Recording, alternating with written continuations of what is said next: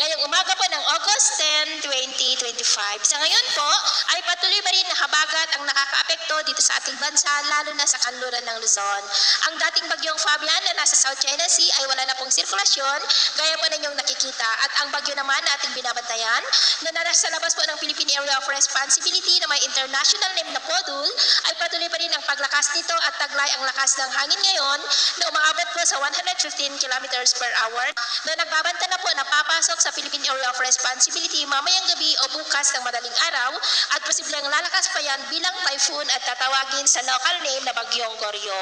Sa ngayon ay nasa layo po ng 1,860 km east ng Basco, Batanes na patuloy pa rin ang pagkilos pa-west, northwestward po patungo sa Philippine Area of Responsibility.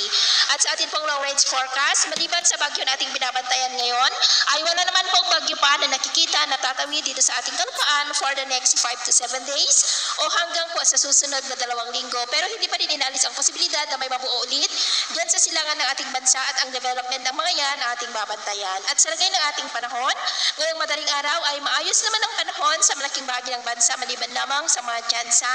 ng mga isolated rain sa may Babuyan Islands, Claveria, Cagayan, Palawan, Catanduanes, Masbate, Samar Provinces, Leyte, ilang bahagi ng Bohol, northern part ng Cebu, Escalante, Bacolod, Iloilo, Dumaguete, Caraga, ilang bahagi ng northern Mindanao, Davao, Sultan, Kudarat, Zamboanga at Sulu Archipelago. At mamaya po ay sisikat naman ang araw sa malaking bahagi ng ating bansa pero may tsansa pa rin ng cloudy skies with isolated rains, ilang bahagi ng Palawan, Iloilo, Leyte, Samar Provinces, Rigao del Norte, Zamboanga, Davao Oriental at Sulu Archipelago. At mamayang hapon, mas maraming lugar ulit ang makakaranas ng mas maulap na kalangitan with isolated rains. Kaya kung lalabas tayo sa ating mga tahanan, ugarin naman po natin lagi ang magdala ng kahit anong panangga natin sa init ng araw